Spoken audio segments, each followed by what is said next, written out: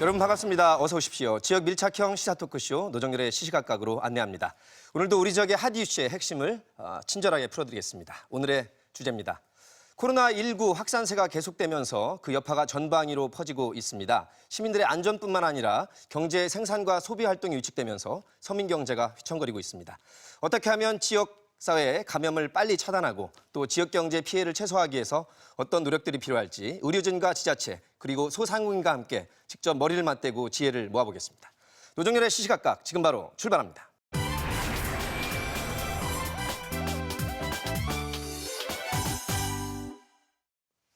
코로나19가 전 세계적으로 확산되고 있습니다. 국내적으로도 같은 현상을 보이고 있고요.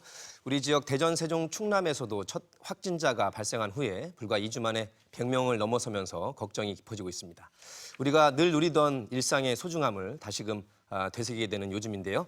어떻게 하면 하루빨리 일상으로 돌아올 수 있을지 이분들과 함께 말씀을 나눠보겠습니다. 지난번에 한번 나오셨을 때는 분위기가 좋았었는데 걱정이 더 커지실 것 같습니다. 대전시 보건복지국의 이강혁 국장과 함께합니다. 안녕하십니까? 반갑습니다. 충청남도 경제실의 김석필 실장과 함께합니다. 반갑습니다. 어서 오십시오. 상가주이기도 하시고요. 대전 은행동 상점과 상인의 봉선종 부회장님과 함께합니다. 네, 안녕하십니까? 반갑습니다. 또 좋은 전문 의료 말씀을 듣겠습니다. 세종시 의사회 장선호 부회장님과 함께합니다. 네, 반갑습니다. 안녕하십니까? 네 분의 귀한 말씀을 듣도록 하고요. 시청자 여러분들의 이해를 돕기 위해서 관련 영상으로 안내드리겠습니다.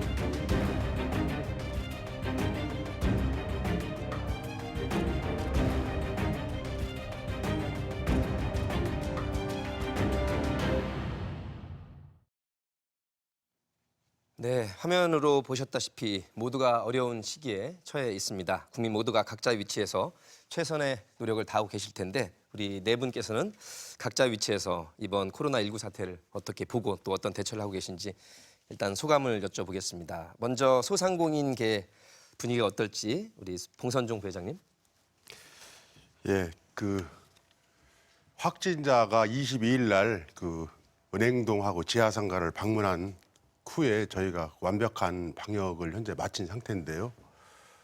그걸 소문을 이렇게 듣고 난 시민들께서는 불안감에 휩싸여서 도무지 좀 갈수록 고객이 많이 줄어드는 그런 현재 실정입니다. 그래서 이게 장기화될 때는 국가적으로 큰 위기가 오지 않겠느냐는 그런 우려가 많이 됩니다. 예, 확진자가 다녀간 그 현장을 직접 목격하셨기 때문에 우리 봉 부회장님이 걱정이 더 크실 것 같습니다. 네.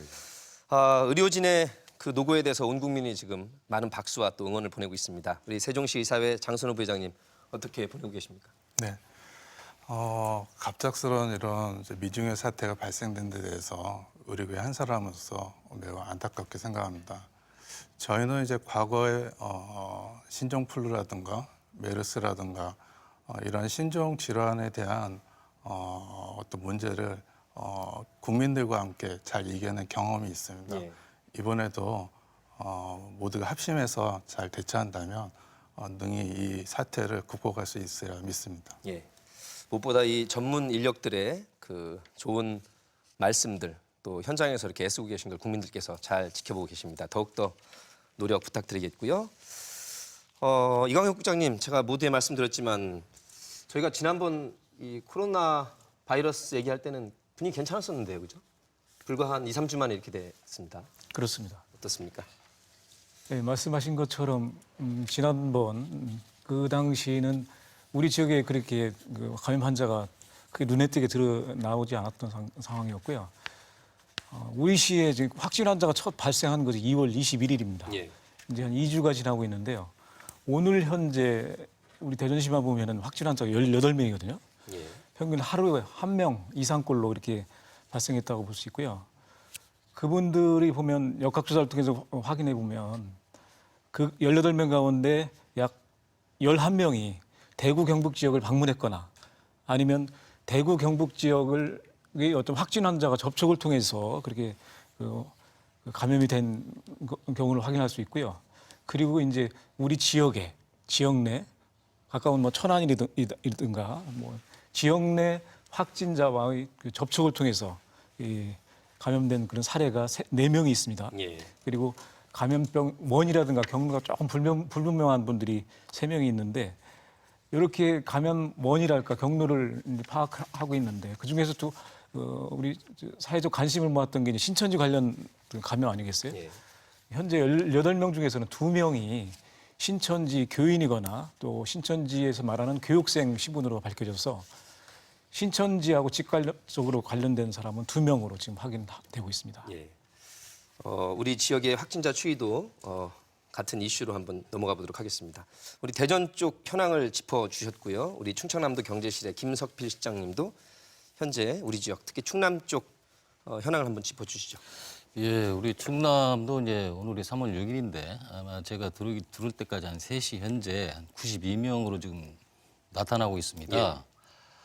사실 2월 21일 날 첫 환자가 발생해서 28일에는 27명이 이렇게 많이 발생을 했습니다. 그 이후에는 조금씩 하루에 뭐 한 건도 있고 2건도 있고 3건 요 정도 약간의 소강 상태로 이제 접어가는 측면은 있습니다. 예. 근데 이제 성별로 보면은 여성들이 좀 한 73% 정도 차지하고 있고요. 예. 어떤 연령적으로는 40대, 30대가 40%, 30%. 이 정도로 좀 많이 차지하고 있습니다. 지역별로는 당연히 천안에 지금 90% 이상이 지금 차지하고 있습니다. 예. 그 실내 운동 그 줌바 댄스라고 하나요? 예, 그것과 관련된 것으로 나와 예, 있죠. 거의 뭐 줌바 댄스 그 계룡에서 발생한 군인분 제외하고 예. 천안에서 발생한 것은 그 줌바 댄스 실내 체육시설에서 발생한 걸로 지금 나타나고 있습니다. 실내 밀집된 공간이다 보니까. 그쪽 연결된 그런 부분에서 감염이 이루어지는 걸로 나타나고 있습니다. 예, 우리 대전시 국장님과 충청남도 실장님 말씀을 들어봤는데 이 국장님 대전의 경우에 1번 환자는 이제 3월 4일 날 음성 판정을 받고 퇴원을 했고요. 네. 다른 확진자들 상태는 어떻습니까? 예, 저희 환자 18명 가운데 이제 16명이 현재 병원에 입원해서 치료를 받고 있고요.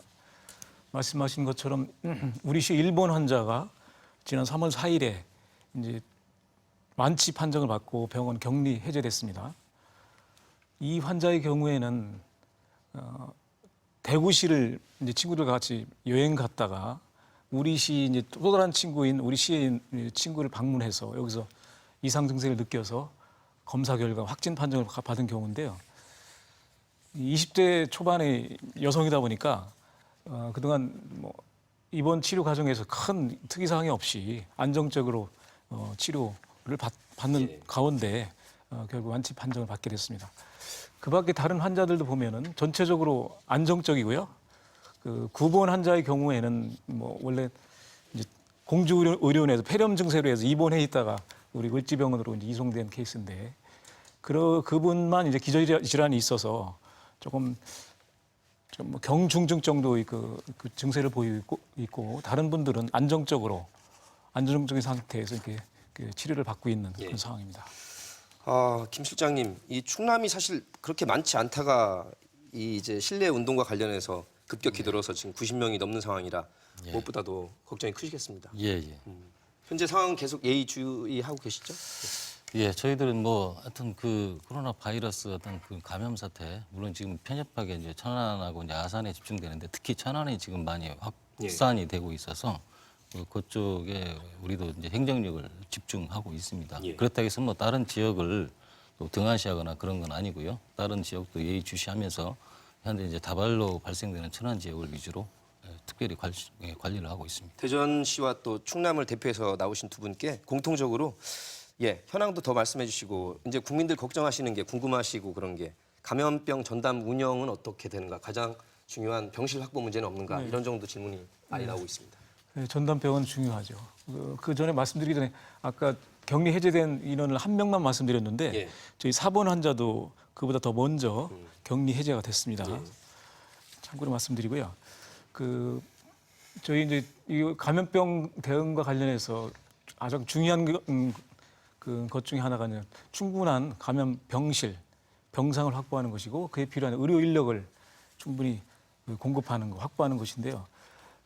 감염병 전담 병원을 통한 병상 확보 현황은 저희는 이제 우선은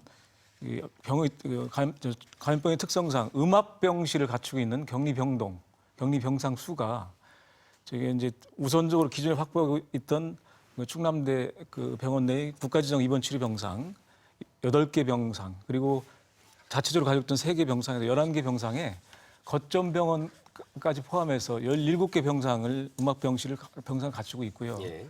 그리고 추가적으로 이번 사태 즈음에서 충남대 병원에서 약 40개 병상을 이동형 음압기를 설치해서 격리 음압 치료 가능한 병상을 총 57개 병상을 확보하고 있고요. 추가적으로 최근에 이제 보훈병원에서 약 30병상 규모의 또 병상 확보가 됐고 또 감염병 전담 병원 또 경증 환자를 위한 또 유증상자를 위한 격리 입원 치료를 위해서 시립 제2노인 전문 병원을 원래 병상은 164병상인데 그런 이 감염병 환자 치료용을 하다 보니까 약 90병상 내로 이렇게 조정이 될 것으로 예상이 되는데 그 병원에 대해서도 다 충분히 기존에 있던 환자들을 소개시키고 이 감염병 전문 병원으로서 예. 혹시야 발생할지 모르는 환자를 대비해서 맞아서 격리 또 입원 치료할 수 있도록 준비하고 있습니다. 오늘 현재까지는 18명의 확진자이기 때문에 대전 상황에서는 충분히 수용 가능한 상태라고 이렇게 그렇습니다. 보시는 것 아직까지 같습니다. 추세로 봐서는 충분한 병상 확보라고 볼 수 있습니다. 그러면 우리 실장님, 경제실 실장님이신데 어쨌든 경제와 또 보건이 밀접한 연관이 예, 있고 그러시다 보니까 나오셨습니다. 예. 충남 쪽은 어떻습니까? 병실은 기본적으로 우리 도내 의료원이 4개 있습니다. 네. 천안, 서산, 홍성, 공주 이런 쪽에 이제 어떤 병상이 확보돼 있고요. 예. 그다음에 당국대학교 병원, 그다음에 순천향대 병원 이런 식으로 해서 지금 상당히 예, 여러 개가 그래서 좀 있군요. 여러 네. 지역별로도 좀 분산돼 있으면서도 병상들이 이제 충분히 지금 확보돼 있다 그런 말씀을 드리겠습니다. 우리 의료인께 여쭤봐야 될 것 같은데 우리 국장님 말씀하신 중에 이제 퇴원 해제는 어느 경우에 되는 것이고 아까 음압 병동에는 어느 정도 상태에 계신 분들이 들어가야 되는 것이고 자가격리 자기 집에서 격리할 수준은 어느 것인지 너무 어렵지 않게 한번 어렵죠. 간단히 짚어주시겠다면요. 네네. 사실 이제 감염병 전담 병원, 이 음압병상을 갖춘 병원을 만약에 구성한다면 사실 지금 이런 사태에 대비해서 우리가 따로 이런 시설을 해야 될 필요가 있습니다. 지금 기존 병원들은 일반 환자들을 위한 것이고 이 음압병상이라든가 특수 질환, 특히 감염병에 대한 이 전문적인 시설은 아니거든요. 예. 그래서 음압병상이라는 거는 쉽게 얘기해서 이제 네거티브 프레셔를 줘서 이런 질환, 바이러스라든가 이런 균들이 밖으로 빠져나가지 못하게 하는 겁니다. 그래서 지금 이제 완치가 되는 그 기준이 저희 나라가 굉장히 엄하게 돼 있습니다. 우리나라는 굉장히 엄하다. 예. 그래서 지금 완치율이 굉장히 다른 나라에 비교해서 현격하게 낮습니다. 중국은 지금 완치율 60% 얘기를 하는데 우리는 굉장히 낮은 숫자거든요. 지금 1%도 안 돼요. 그러니까 우리는 완전히 확실할 때까지는 예, 저희는 해제라는 거를 안 증상이 없어지고 나서 24시간 간격으로 2번의 PCR 검사에서 음성이 나왔을 때 PCL은 뭔가요? PCR 검사는 이제 바이러스를 감지할 수 있는 가장 확실한 방법입니다. 예. 그래서 이 PCR 방법이 우리나라가 지금 6시간 안에 하는 걸 개발을 했다고 저도 소식을 들었고요. 예. 이건 굉장히 고무적인 어떤 거고요. 다만 이제 센시티비티와 스페시피시티에 대한 내용은 없는데 지금 아마 개발된 지가 얼마 안 돼서 그런 것 같고요. 지금 우리나라가 다른 나라에 비해서 이 검사하는 속도가 지금 굉장히 빠르다. 이거는 각고의 노력을 한 질병관리본부와 관계자분들의 노고에 좀 치아를 드려야 될 것 같습니다. 외신에서도 대한민국 확진자가 중국, 이탈리아, 이란 같이 4개 나라가 지금 많은 상태지만 네네네. 가장 정확하고 빨리 진단할 수 있는, 체크할 수 있는 전문 기술이 가장 뛰어나다고. 네, 저희가 말씀하셨습니다. 신종플루 때도 이제 PCR 얘기가 많이 나왔었습니다. 근데 그때는 이제 하루 이상이 걸렸기 때문에 저희가 신속 진단 키트를 센시티비티가 떨어지지만 쓰자 이런 얘기 센시티비티 있었거든요. 민감도? 예, 민감도. 예. 그래서 저희가 이제 지금 현재 기술이 많이 이제 지금 좋아졌고 다만 저희가 원하는 거는 신속 진단 키트 같은 좀 더 빠른 게 나올 수 있으면 좋겠다. 예. 예, 그런 얘기 드리고 싶습니다. 자, 세계보건기구 WHO에서 한국에서 신규 확진자가 이 추세치가 줄어들고 있는 부분을 보면서 고무적인 조짐이 보인다고 판단했는데 저희로서는 뭐 반가운 소식입니다만 이걸 또 완전히 또 우리가 안심할 수 있는 상황은 아니고 역시 의료진인 장 원장님 이 소식은 들으셨죠? 예, 저도 소식 들었습니다. 그래서 그 총장님 말씀은 이제 115국가가 발생하지 않았다. 북한 포함해서. 그리고 이제 중국 외 33개국에서 2천여 명의 확진자 보고가 있고 한국은 신규 확진자가 줄고 있다. 이건 무슨 얘기냐면 이제 신천지에 대한 검사가 거의 끝나가기 때문에 그 부분을 감안한 거죠. 네네네네. 그래서 대통령께서도 신천지에 대한 통계를 따로 뽑았으면 좋겠다는 말씀하신 게 저희가 앞으로 이게 이제 연구 과제가 아마 될 수도 있을 것 같습니다. 이게 왜 이렇게 집단 생활, 특히 모여 있는 곳에서 폭발적으로 이 감염이 증가되는가? 이거는 이제 저희가 일본의 크루즈선 같은 경우에도 이렇게 봤고요. 예. 그리고 지금 외국에서도 그런 사례가 요양병원 같은 시설 중심으로 해서 많이 나오고 있습니다. 예. 그래서 미국의 이제 텍사스대 연구에 따르면은 지금 사스 바이러스보다 20배 이상 이 감염력이 높다. 근데 물론 이제 중국도 여기에 대한 이제 언급이 있었습니다만은 아직 좀 검토해야 될 부분이 있고요. 한 뭐 1000배 이상 높다. 근데 제 생각에는 텍사스대 그런 그 연구 결과가 굉장히 신빙성이 있고요. 예. 앞으로 좀 저희가 더 연구를 지켜봐야 될 것 같습니다. 알겠습니다. 코로나19의 우리 지역사회 영향을 한번 짚어볼 텐데요. 지난 1월 19일 우리나라에 첫 확진자가 발생한 지 이제 40여일이 지나가고 있습니다.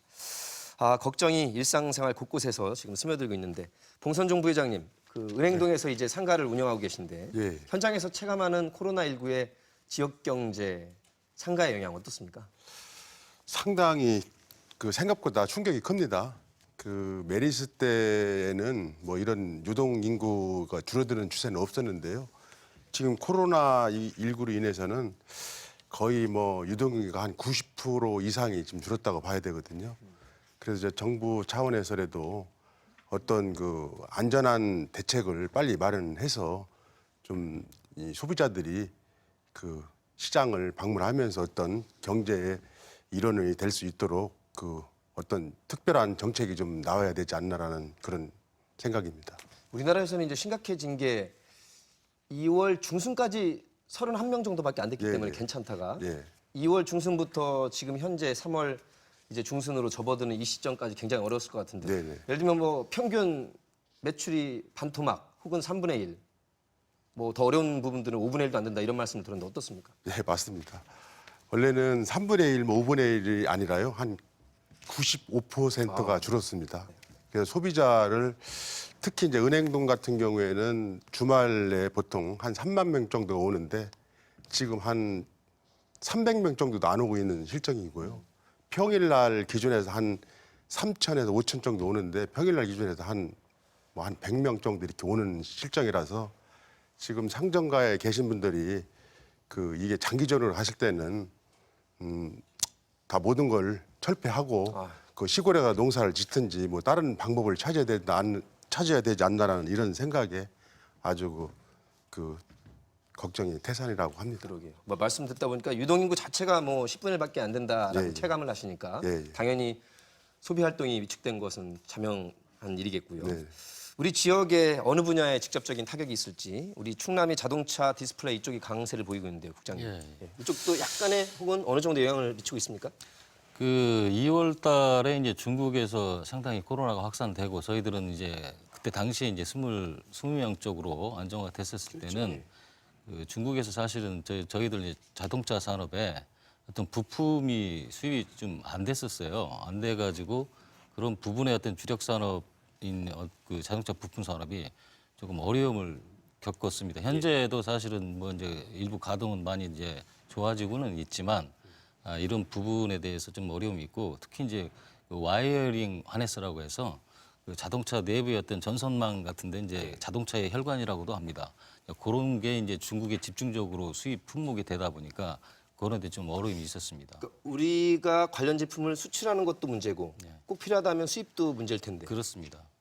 두 가지가 다 지금 영향을 받고 있습니다. 받고 있는데 지금은 상대가 이제 조금 더 나아지고는 있습니다. 나아지고는 있지만 아직까지 그 여파가 많이 이제 있다는 말씀이고요. 지원책도 아마 일부 이제 조금 적은 중소기업이라든지 그런 부분에 지원이 많이 돼야 될 거로 생각을 합니다. 그리고 또 이제 저희들 보면 이제 화훼농가도 사실 도에 한 526농가 정도가 있는데 요새 뭐 장미라든가 국화 이런 부분이 60에서 한 70% 정도 가격으로 예전에 비해서 이렇게 이제 판매가 되고요. 그 여러 가지 뭐 졸업이라든지 시즌이었는데요. 입학 시즌 이런 각종 행사들이 취소되다 보니까 상당한 매출의 압박을 지금 받고 있습니다. 그래서 보통 이게 평균적으로는 가구당 한 7,200만 원 정도가 지금 이제 되지만 앞으로 이게 계속되면은 좀 어려움이 계속 가중될 것이다 이런 생각을 가지고 있습니다. 특히 또 그 관광이나 외식 산업 이런 부분이 굉장히 요새 사람들이 많이 못 모이니까 이런 부분에 아까 그 말씀을 대전 상인 회장님께서 말씀해 주셨듯이 그런 부분이 좀 어려움이 가중되고 있는 형편입니다. 두 분의 말씀을 들어보니까 이 이유가 어쨌든 언제 어떻게 내가 누구한테 감염을 시킬 수도 있고 내가 부지불식간에 감염이 될 수 있기 때문에 걱정을 하다 보니 잘 못 움직이기 때문에 다 발생한 일인데요. 그래서 이제 사회적 거리 두기 운동이라는 것이 펼쳐지고 있습니다. 어쨌거나 한 2주 정도는 될 수 있으면 만남을 자제하고 거리를 두는 것이 이 확산세를 잠재우는 데 가장 효과적이지 않겠느냐라는 그런 입장인 것 같습니다. 그런데 한편으로는 말씀하셨다시피 생활고 때문에 심지어 극단적인 선택을 하기도 하고요. 또 경제 자체가 너무나 극한으로 밀리면 생명만큼이나 경제도 중요하다 이런 논리가 또 있어서 어느 정도의 경각심만 갖고 일상으로 돌아오는 것이 필요하다라는 이런 또 말씀도 있어서 저희가 어느 쪽에 또 조화롭게 생각을 해야 될지 굉장히 걱정입니다. 각자 한번 사회적 거리두기 운동 그 캠페인을 들어보면 그래서 동참을 해야 될 것 같은데 근데 너무 또 모든 일체의 만남과 모임을 안 갖는다는 것은 답답하기도 하고 경제가 돌아갈 수가 없거든요. 일단 의사로서는 어떻게 생각하십니까? 사실 저희 대한의사협회에서는 이제 소셜 디스턴싱 이제 사회적 거리두기 운동을 하자 이렇게 지금 정부에 제안을 하고 있습니다.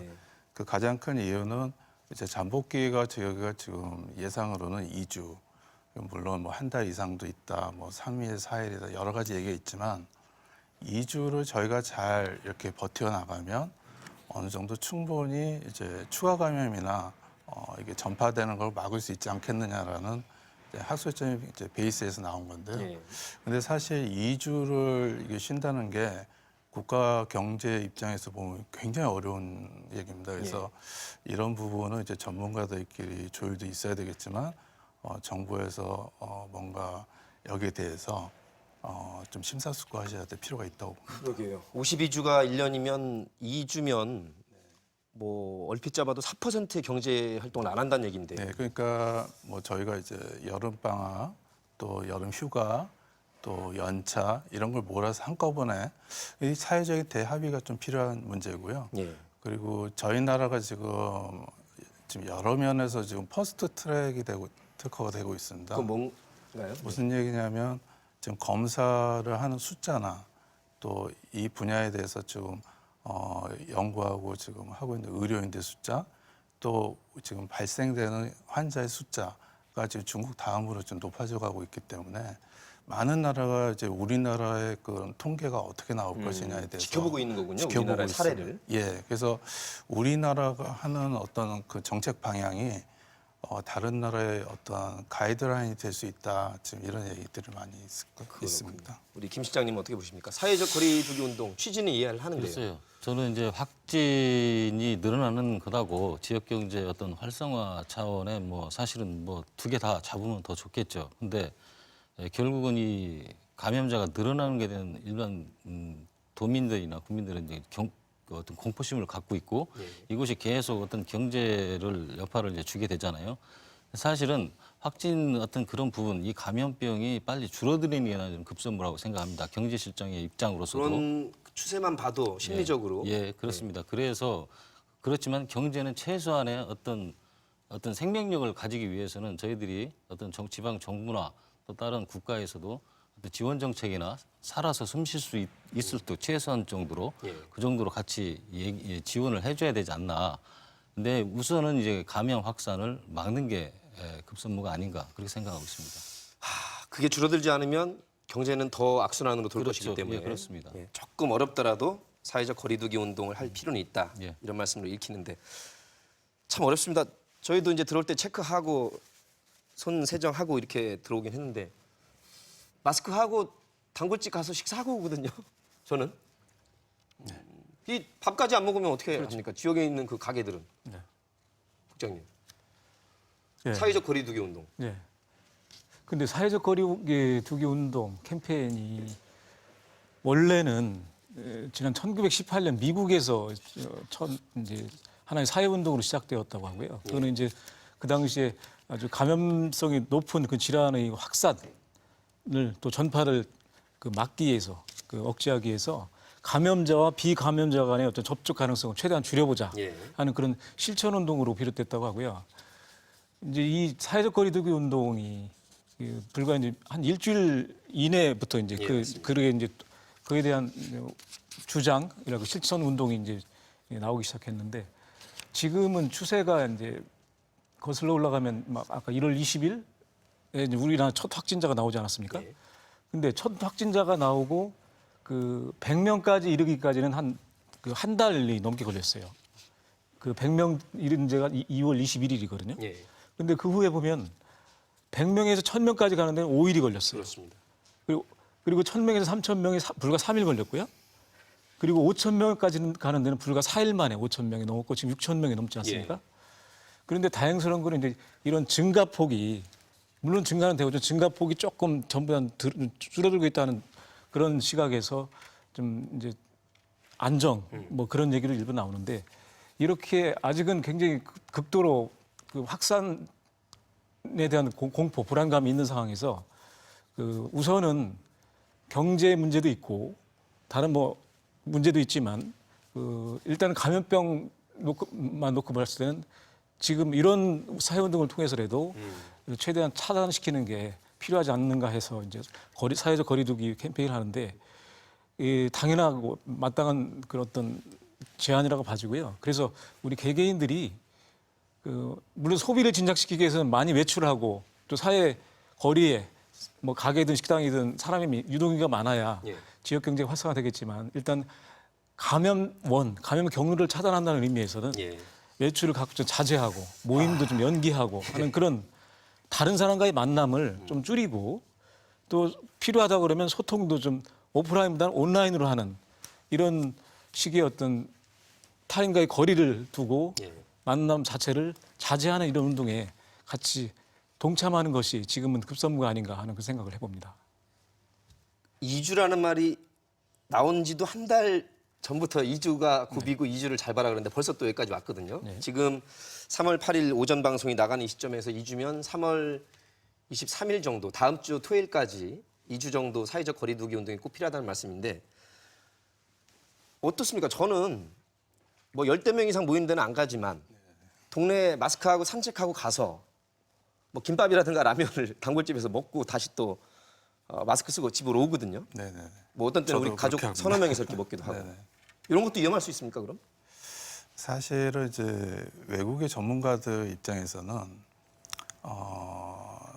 동성 공개로 인한 폐쇄를 권장하지는 않습니다. 우리나라가 약간 과도한 측면이 있고요. 저는 이 지금 동성 공개 이 방향이 이제 저희가 할 수 있는 지금 이 노력인데요. 뭔가 좀 새로운 방법을 이제 찾아야 된다고 생각합니다. 그러니까 저희가 사실 그 확진자가 지나갔다 해서 거기서 다른 사람이 걸린다. 그런 확률이 굉장히 낮습니다. 그렇다면 우리가 어떤 방법을 찾아야 되느냐 이런 걸 생각을 해봐야 되는데요. 요즘에는 이제 그 유전자 그러니까 진 시퀀싱을 이제 통한 유전자 분석을 많이들 하고 있습니다. 우리나라가 아직 그 부분이 약간 약합니다. 그래서 만약에 그 진 시퀀싱을 갖다가 철저하게 확진 환자 위주로 해서 하게 된다면 이 지인의 어떤 그 이제 정보를 갖다 우리가 알게 되고 그래서 이게 만약에 다른 환자에서 똑같은 지인이 나왔다. 그러면 이게 클론이기 때문에 이 환자가 같이 연결되는구나. 그냥 자연스럽게 알 수 있습니다. 그리고 어떤 뮤테이션, 돌연변이가 나타난 경우에는 이 환자 좀 심하게 많이 발생되는 곳은 이런 뮤테이션이 있기 때문에 그렇다. 저희가 좀 과학적으로 접근해 가면 아주 좋은데요. 근데 이런 검사 기계가 이제 옥스퍼드 나노포라는 이제 민년이라는 기계가 있습니다. 중국도 이번에 그 대규모로 구입을 해가지고 하고 있는 걸로 알고 있는데요. 만약에 이 방법을 사용하게 된다면 제 생각에는 동선 공개 문제를 조금 더 완화시킬 수 있는 어떤 테크닉이 되지 않을까 이런 생각이 있고요. 전문 지식과 기술이 쌓인 다음에는 지금보다 좀 완화하는 방향으로 가도 되겠다. 그리고 저희가 지금 유전자 분석 쪽에 대한 조금 연구 노력과 조금 시도가 필요합니다. 그래서 저희가 그 이유가 좀 저희는 이제 이미 메르스 때 한번 그 경험을 해봤기 때문에 어떤 환자가 슈퍼 전파자다. 그리고 어떤 환자는 경하다. 이런 얘기가 지금 환자 동선을 추적해 가서 나온 결과를 보고 있거든요. 근데 그거는 이제 저희가 여태까지 모든 역학조사관들이 노력해서 하신 거고요. 과학적인 분석으로 들어가면은 제네틱 시퀀싱을 찾아봐서 만약에 임팩티비티가 높은 돌연변이가 있는 어떤 바이러스다. 이게 확인이 되면 이쪽 부분이 특히 이 지역이 지금 고위험도가 있다. 저희가 이렇게 접근할 수가 있습니다. 그래서 지금 현재 나온 이런 방법들을 사용한다면 동선 문제를 조금 더 완화시킬 수 있는 어떤 기술이 되지 않을까. 전문적인 용어가 많이 나오긴 했지만 네네. 역학조사관이 면접도 하고 이렇게 물어서 네네. 인터뷰 중점으로 할 것이 아니라 정확한 의학적, 과학적 근거를 가지고 그렇죠. 판단을 하게 네네. 된다면 지금 그 이유가 뭐냐면 지금 중국 같은 경우에는 그 제네틱 시퀀싱에 대한 그 제네틱 시퀀싱을 우리말로 뭐라고 번역합니까? 유전자 분석. 유전자 분석. 예. 그 유전자 그 바이러스의 유전자 분석을 통해서 저희가 이 치명도를 추적하거든요. 그래서 이 방법도 새로운 테크닉이 될 수가 있고요. 그리고 만약에 이게 잘 도입돼서 한다면 굳이 동선을 과거처럼 철저하게 안 따져도 이 바이러스가 지금 어떤 방향으로 이동하고 있다. 만약 서울에 어떤 환자가 발생되고 부산에 발생되는데 이 바이러스 시퀀싱이 동일하다. 99.9% 이상 동일하다 그러면 같다. 그럼 이 두 분이 어떤 연관성이 있을 것이다라고 저희가 새로운 그 조사표를 만들 수가 있습니다. 근데 지금은 진행 중인 기술이라서 현재로서는 적용하기가 시간이 걸리는 것이죠. 지금 나와는 있고요. 저희가 이제 그게 없죠. 알겠습니다. 현장에서 지침으로 실천할 만한 현황은 아니다. 만약에 저희가 이제 고비가 4월로 보고 있는데요. 여러 가지 증거가 있는데 지금 한 2달 남았습니다. 그래서 2달 안에 그런 걸 좀 보강한다면 아마 국민들 위해서 좀 더 안심한 그런 정책을 펼칠 수 있지 않을까 생각합니다. 동선 말씀을 하셔서 이게 필요성을 인정하는데 어디까지 또 사생활 침해 논란도 있고 그래서 그래도 투명하게 공개를 해야지만 그 확진자가 있었던 시기에 있었던 사람들 자가 체크하고 경각심을 가지라는 의미에서 공개하는 거 아니겠습니까? 네. 이를 두고도 이제 장단점을 논하더라고요. 국장님 어떻게 보세요? 네, 뭐 동선 공개에 대해서 지금 뭐 우리 의사 분이시니까 전문적으로 이렇게 그 분석 그런 기술적인 걸 말씀하셨는데 현실적으로 보면은 그 확진자가 발생했을 때 그 동선 공개는 그 뭐 시민이면 시민, 국민 모두의 큰 관심사거든요. 그 확인하고자 하는 그런 열망이 또 대단히 많고요. 그런 걸 반영했을 때 동선 공개를 하는 그 기본의 목적은 우선은 뭐 그런 기술적인 부분까지 가지 않더라도 감염원이 뭔지, 감염 경로가 어떻게 되는지를 파악하는 것이 고요. 또 하나는 이제 그 경로상에 있는 사람 중에 접촉자를 파악해서 그 사람들을 선제적으로 조치하고 그 어떤 감염 가능성을 차단하고 또 잠재적인 환자라고 할까 이런 분들에 대해서 조기 진단해서 그 진단 결과에 의거해서 빨리빨리 치료를 하거나 조치를 하는 것이 기본적인 목적 아니겠습니까? 예. 그래서 감염 동선 공개를 하기 전에 그 조사를 하는 그 범위가 말씀드렸던 감염 경로를 조사할 때는 지침에 의거해서 증상이 발생하기 전 14일 동안의 그 역학적 연관 상황을 고려해서 1차로 면접, 예. 역학적 면접하고 그 2차 심층 조사를 또 합니다. 예. 심층 조사 과정에서는 뭐 GPS라든가 또 그 본인의 카드 사용 내역조회 예. 그리고 CCTV 등을 확인하는 그런 과정을 거치고요.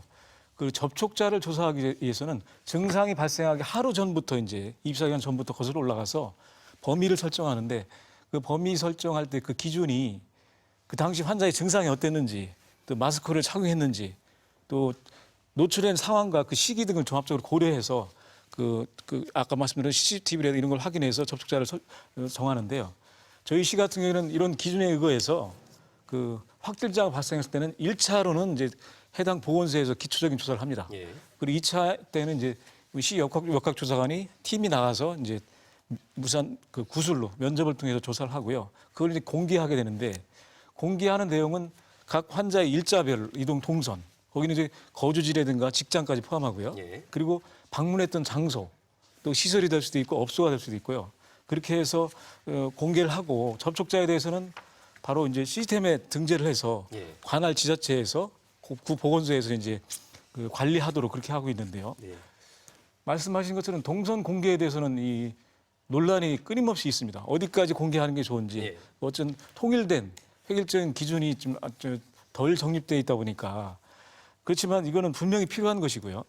그 동선을 공개해서 이제 그 감염 가능성을 차단하고 예방 조치를 바로 하게 되거든요. 시설을 폐쇄하고 방역을 한다든가 이런 점을 봤을 때는 당연히 그 필요하고 예. 장점이라고 할 수 있는데 문제는 이제 공개함으로써 있는 그 피해자들이 있습니다. 업소라든가 또 개인한테 부여되는 어떤 낙인, 차별 예. 이런 게 있어서 그 당사자가 굉장히 거기에 대한 거부감을 갖고 그래서 그 어떤 이런 필요성 그거는 이제 시민의 안전이라든가 시민 불안감을 해소하는 그 필요성 부분하고 그로 인해서 입는 개인의 프라이버시 침해 문제 또 나아가서 인권 문제 그리고 영업이익이라든가 어떤 그 과도한 공개를 통해서 오게 되는 그 피해에 대해서도 잘 형량해서 저희가 이제 그 조사관들이 협의해서 공개 범위를 정하고 하는데요. 예. 단 1차로 공개하면 그걸로 끝나는 게 아니고 반복적으로 심층 조사를 하면서 확인된 거는 다시 확인됐음을 또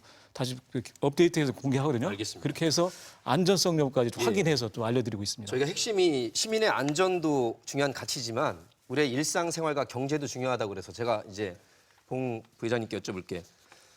은행동 상가에 그 일본 확진 환자가 다녀간 이후에 일단은 폐쇄가 됐죠. 지하상가는 지하상가가. 예, 되고요. 예. 그 은행동은 한 6개 점포가 폐쇄가 돼 있었습니다. 그게 기간과 시간으로 따르지면 어느 정도 폐쇄가 된 겁니까? 지하상가는 하루 폐쇄를 했고요. 하루, 예. 은행동은 3일 폐쇄했습니다.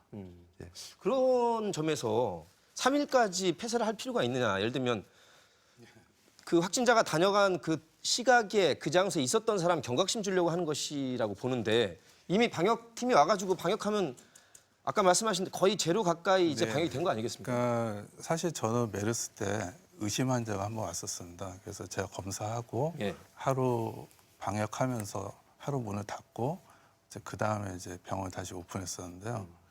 제가 아까 그 말씀드린 그 방법은 이게 만약에 이제 지역 사회 감염으로 이 병이 더 진행이 되면 역학조사가 불가능해집니다.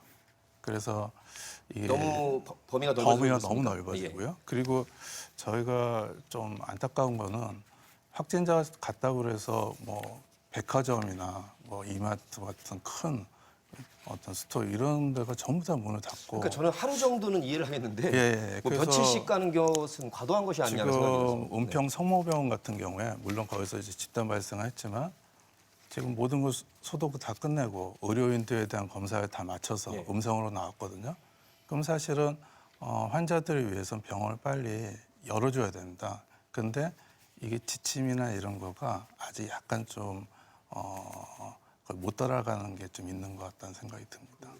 관련해서 말씀드리면 예. 네네. 확진자 이제 이동 동선을 공개하면서 바로 뒤따르는 조치가 해당 업소면 업소, 장소에 대해서 폐쇄하고 소득 방역 조치를 집중적으로 하거든요. 예.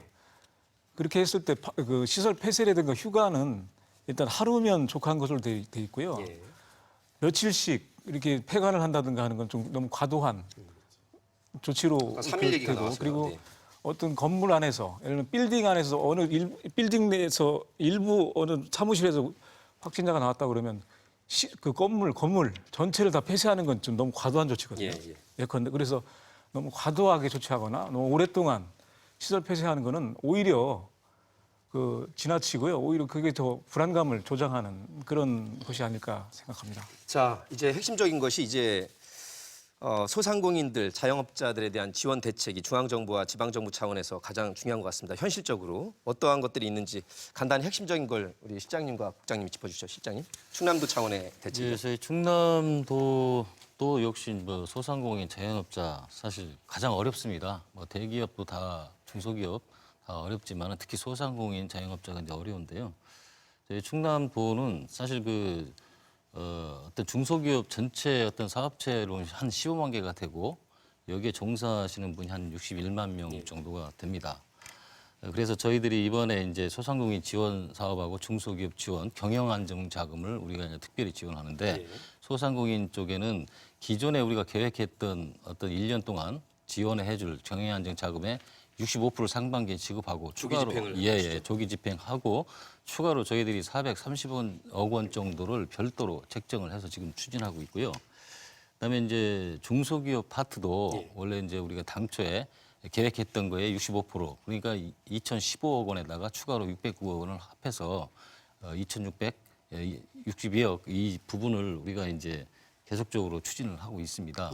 지금 상당히 지금 소상공인 파트는 굉장히 몰리고 있어요. 그래서 예전보다 한 2배 이상으로 지금 자금 지원 받으려고 이렇게 지금 해서 저희들이 도와주고 있습니다만 다만 이제 좀 문제되는 게 너무 몰리다 보니까 우리가 이제 빨리빨리 어떤 보증서 지급이라든지 어떤 융자 추천을 해드려야 되는데 그런 부분들은 저희들이 인력 확충이라든지 이런 부분을 적극적으로 이렇게 지원을 할 계획입니다. 워낙 비상 상황이다 보니까 또 소상공인이나 이 자영업자 입장에서는 급할 수밖에 없을 것 같습니다. 많이 애써주시고요.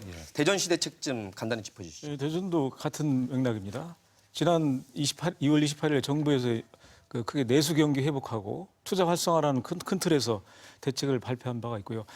또 11조 7천억 규모의 뭐 추경을 한다고 하니까 이번 달 뭐 추경이 통과돼서 또 지방까지 내려오면 그에 맞춰서 시에서도 추경을 편성하려고 준비하고 있고요. 구체적인 시책은 지금 충남 말씀하신 것 내내 그 같은 내용으로 하되 이제 액수만 좀 다를 텐데 그 저희도 마찬가지 자영업자라든가 소상공인에 대한 보호 또 지원을 위해서 그 소상공인 사용료 납부 유예라든가 또 일자리 제공한 소상공인에 대한 인건비를 지원한다든가 그리고 경영운전 자금 또 그런 어떤 그 경영 개선 자금 융자 담보 신용 보증금 수수료를 또 뭐 지원한다든가 이런 등등의 시책을 뭐 같이 병행적으로 추진하고 있습니다. 일단 뭐 금융 지원, 각종 세제 혜택을 또 11조 7천억 원에 달하는 추경까지 이렇게 방안들이 나오고 있습니다. 현장에서 느끼기에는 그래도 더 정확하게 빨리 집행이 됐으면 좋으실 텐데 한편으로 상가주기도 하신데 워낙 장사가 안 되니까 이 임대인들을 위해서 뭐 20%에서 심지어 뭐 30% 가까이 뭐 한두 달 이렇게 임대료를 깎아주는 착한 임대료 운동도 벌어지고 있더라고요. 어떻습니까, 봉 회장님? 예, 저희 은행동에서는요, 그 전국에서 아마 첫 번째로 이 착한 임대료 인하에 저희가 선두 주자가 됐습니다. 어제도 그 시장님한테 그렇게 보고를 드렸지만은 그리고 다른 지역에서는 뭐 대구라든지 전주, 광주에서 이제 한다고 했는데 실질적으로 말로만 한 거지 저희처럼 이렇게 구체화 이렇게 돼서 된 건 없고요. 그래서 저희가 이제 상가의 그 점주들이 있어야 건물주도 있는 거 아니냐. 예. 그래 적극 좀 협조를 해서 이런 어려운 위기를 대전시가 솔선수범해서 우리 은행동이 대전시를 좀 홍보도 하고 대전시가 지금 현재 그 대전 방문회로 지정이 돼 있지 그렇죠, 않습니까? 그래서 거기에 좀 동참하는 차원에서 저희가 적극 그렇게 협조하게 됐습니다. 예, 감사한 일입니다. 모범 사례가 다만 한두 달이라도 좀 전국으로 퍼졌으면 좋겠고요. 이제 좀 실천 방안으로 들어가 보겠습니다. 일상생활에서 실천하는 방안 정말 귀가 따갑도록 많은 매스미디어에서도 나오고 있고 뭐 SNS를 통해서도 많이 나오고 있는데 전문가께는 마스크에 대한 얘기 여쭤보겠습니다. 마스크 대란이라고 할 정도로 뭐 줄서기까지 얼마 전까지 목도를 했었습니다. 우리가 지금 현재 하루에도 1,200~1,300만 장은 찍어낼 수 있는데 5,300만이다 보니까 안 맞아요. 네. 그러다 보니까 이제 마스크 오브제란 말까지 나오고 네네네. 주민등록까지 확인한다는 말이 나왔는데 글쎄요. 일주일에 2개 정도 이제 배분을 한다고 하는데 이거 괜찮습니까? 원래는 이제 일회용 제품이기 때문에 한번 쓰시고 버리는 게 맞고요. 이게 원칙이다. 네. 네. 그리고 이제 개인 보호 장비로서 마스크는 이제 기본적인 이제 필수 요소라고 볼 수 있습니다. 다만 이제 공급 문제 때문에 그런데 저희가 이제 그 마스크가 우리나라가 상당히 많이 발달된답니다. 그래서 황사 때문에 아, 예. 그래서 외국어 마스크가 이제 서지컬 마스크라고 해서 저희 병원에 쓰는 거 그리고 N95라고 해서 마스크가 있습니다. 그 두 가지밖에 없는데요. 그리고 이제 뭐 좀 뭐 큰 장비 같은 거 쓰는 것도 있고요. 근데 우리는 황사 마스크라 해서 코리안 필터 이제 80, 94, 99가 있습니다. 예. 이건 참 준비가 잘 돼 있는 건데 다만 이제 구하기가 어렵다. 이게 지금 관건인 것 같습니다. 근데 외국에 있는 의료진도 일부는요. 네네. 건강한 사람 그렇게까지 과도하게 마스크 착용 안 해도 된다고 할 정도로 예를 들면 밀접한 곳이 아니면 사실은 저도 이제 진료할 때만 마스크를 쓰고 집에 갈 때는 마스크를 안 쓰거든요. 그런데 지금 이제 심리적인 문제가 큰 것 같습니다. 예. 왜냐하면 지금 워낙 그 불확실한 이런 바이러스에 의해서 이제 유도된 이런 사태가 국민들로 하여금 약간의 그 공포심 그리고 여기에 대한 이제 불안감이 더 가중이 돼서 문제가 된 것 같고요. 좀 만약에 처음부터 그 정부 쪽에서 마스크에 대해서 그렇게 강하게 안 했었으면 오히려 미국 CDC에서 얘기하는 마스크를 질병관리본부. 예, 질병관리본부 얘기하는 마스크를 일반인은 안 써도 된다. 그걸 받아들였을지 모르겠습니다. 근데 제가 이제 있는 세종시만 해도 청사를 들어가려면 마스크를 쓰지 않고는 못 들어갑니다. 네. 그래서 이게 정책이라는 게 처음이 중요합니다. 그래서 첫 정책을 수립했을 때 과연 이게 국민들과 또 우리가 갖고 있는 여러 자원, 특히 이 마스크도 하나의 큰 의료 자원인데요. 네. 이걸 소모하지 않으면서 한정된 자원을 얼마만큼 효율적으로 쓸 수 있느냐. 예. 그래서 지금 사태는 이제 부족한 것 같은데 어떻게든 이거를 만들어서라도 국민들이 안심하시고 사용할 수 있도록 우리 정부가 좀 더 노력했으면 하는 마음입니다. 애초에 정확한 데이터와 외신을 포함해서 또 외국 전문가들과 우리 국내 의료진의 전문 지식을 다 종합해서 마스크에 대한 네. 체계적인 이 홍보가 됐어야 되는데 네네네. 중요하다고는 해놓고 또 일반 국민들 입장에서는 네. 막상 그렇게 공급이 안 되는 것 같으니까 심리적으로 워낙 불안해진 것 이제 같습니다. 상황이 급박하다 보니까 뭐든지 뭐 처음엔 다 이 실수가 있을 수 있습니다. 그래서 그런 걸 탓하기보다는 예. 이제 앞으로 어떻게 이걸 잘 대비해 나갈 거냐. 왜냐하면 지금 끝난 상황이 아니기 때문에 저희가 여기에 이제 더 몰두를 하고 지혜를 모아야 될 것 같습니다. 예. 저희가 신천지 말씀을 안 드릴 수가 없는 게 80~90%까지 대구 경북 확진자가 나왔고 그 시발점이 이제 신천지 교인들의 그런 집단적인 그 활동 때문이라는 것이 이제 팩트로 확인이 됐습니다. 우리 지역에도 신천지와 관련된 분들이 있을 수 있어서 그 본인들의 안전을 위해서도 투명하게 체크가 돼야 되고 치료가 들어가야 되지 않겠습니까? 네. 대전 지역은 어떻습니까? 그분들에 대해서 다 전수조사를 해서 역시 마찬가지 유증상 여부를 확인해서 유증상자들은 우선적으로 해당 보건소에서 검사를 하도록 제가 유도를 해서 예. 지금 검사 결과는 거의 다 나온 상태고요. 일부만 이제 검사 결과를 기다리는 상황입니다. 그런 과정에서 처음에 말씀드렸던 우리 18명 환자 가운데 신천지와 관련된 환자가 2명이 있는데 이 두 분의 경우에는 신천지 대전 지파에 소속된 그런 교인이 아니고 거주지는 여기인데 대구 지파에 소속되어 있는 교인으로서 거기 예배를 참여하고 왔다든가 아니면 거기 교육생 신분으로 거기서 교육을 받고 와서 거주지가 여기다 보니까 여기서 검사를 받은 결과 그렇게 되고. 확진이 나온 케이스입니다. 예. 사실 이제 지역 사는 곳이 있고 또 밀집된 곳에서 활동 혹은 포교 활동 하다 보니까 번진 사례도 있어서 면밀히 또 체크를 해야 될 것 같습니다. 충남도 지금 관련해서 체크하고 있나요? 신천지 관련 교인이 한 6천여 명 정도 충남에. 있는 걸로 알고 있고요. 거기서 뭐 지금 우리가 92명 그 확진자가 계시지만 신천지 쪽은 연결이 그쪽에 인원은 아직 없는 걸로 연관성이 없는 걸로 그렇게 나타나고 있다고 알고 있습니다. 이제 예. 국가 전체적으로는 80% 넘게 관련이 예, 예, 있지만 예. 우리 대전, 충남, 세종으로는 예. 예, 관련성이 적은 예, 것으로 예, 그렇습니다. 알겠습니다.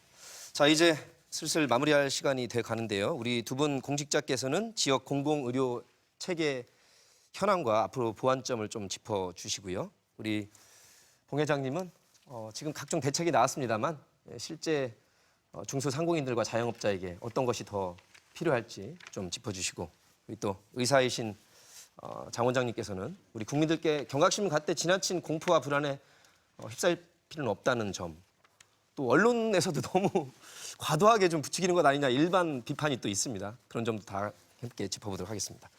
먼저 우리 이 국장님. 네, 공공의료 체계 관련해서는 지금 이 감염병 사태 즈음에서는 감염병 전담병원이라는 어떤 의료기관으로서 그게 이런 사태에 대응할 때 굉장히 중요한 핵심적인 역할을 하는데 우리 시의 경우에는 현재 이제 감염병 전담병원으로서 역할은 이제 국립대 병원이면서 공공의료기관이라고 할 수 있는 충남대병원이 아주 가장 중추적인 역할을 하고 있고요. 예. 현재 우리 시의 공공의료 체계를 보면은 1차 공공의료 1차 기관이라고 하면 보건소가 있습니다. 보건소가 선별 진료소 기능을 하고요. 예. 9개 종합병원과 함께. 그리고 2차 공공의료 기관이라고 하면은 이제 지방의료 공공의료원이라고 할 수 있는데 우리 시는 그게 없습니다, 지금은. 그리고 3차가 충남대병원이라든가 이건 공공의료기관으로서의 군입대 병원이 그런 역할을 하는데 2차 공공의료 체계 2차 기관이라고 할 수 있는 공공의료원이 없는 상황에서 충남대 병원에서 이제 그런 역할까지 같이 하는 그런 상황이다 보니까 그런 어려운 점이 한편 있지만 지금 타 시도에 보면은 전국에 34개의 공공의료원이 있거든요. 예. 충남만 해도 3군데가 있고요. 근데 그런 점이 현실적으로는 아쉬운 점이 있지만 그런 과정에서 충남대 병원을 중심으로 이제 나름 공공의료 체계 안에서 이렇게 대응해 나가고 있다는 말씀드리고요. 그런 점에서 앞으로 우리 시의 이번뿐만 아니고 차후를 위해서라도 우리 시가 좀 더 보완해야 될 거는 공공의료 체계 면에서 예. 우리 지금 추진하고 있는 시립의료원이 빨리 설립돼야 되겠다라는 그런 생각을 하고요. 그것이 이제 어떤 사안이 발생했을 때 감염병 전담병원으로서 또 환자 치료뿐만 아니고 연구 기능까지 같이 할 수 있는 그런 기능이 필요하고 그리고 그에 맞춰서 병상 확보라든가 의료 인력도 충분히 확보가 되게 되겠죠. 의료 인력도 특히 감염내과라든가 또 호흡기내과 같은 이런 감염병과 직접 관련성 있는 그런 의료 인력들이 충분히 있어야 그런 상황이 발생했을 때 대처 능력이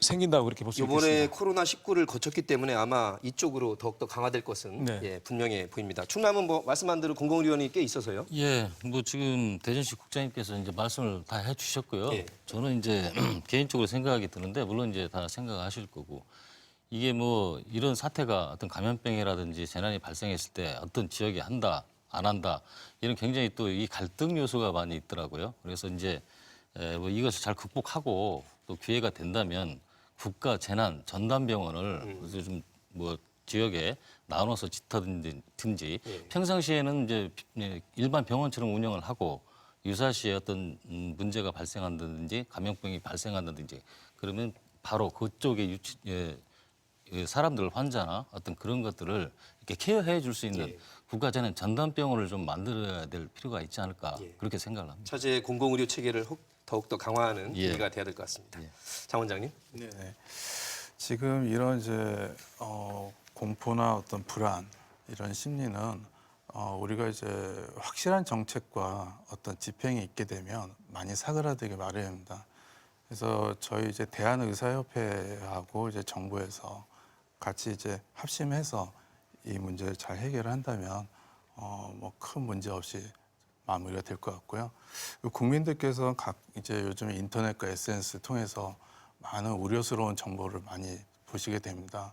그래서 정부 당국에서도 좀 이렇게 정확하게 정보를 공개하고 그리고 앞으로 이제 어떤 방향으로 우리가 가겠다 이런 희망찬 좀 청사진을 제시를 해줘야 국민들께서도 안심하고 생업에 종사하시지 않을까 이렇게 생각합니다. 다시 한번 의료진의 노력에 국민들과 함께 응원합니다.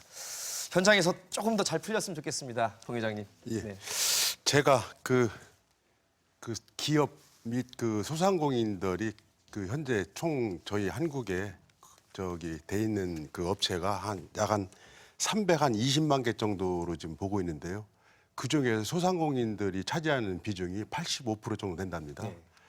소상공인들이 어려움이 계속 지속이 되면은 그 정부, 그러니까 국가 차원에서 굉장히 위기가 온다고 저는 개인적으로 생각을 하고 있기 때문에 저희는 지속적으로 그 아까 의사협회에서 말씀하시다시피 그 어떤 뭐 크게 감염에 크게 민감하지 말고 일상생활 전과 같이 하는 거를 그 홍보나 어떤 그 매스컴을 통해서 지속적인 그런 노력을 해주셨으면 하는 마음입니다. 예, 오늘 네 분 귀한 말씀 잘 들었고요. 저희가 사스, 신종플루, 메르스를 힘겹지만 이겨낸 경험이 있습니다. 이 또한 지나갈 것이고요. 온 국민들께서 합심해서 이 위기를 극복해냈으면 좋겠습니다.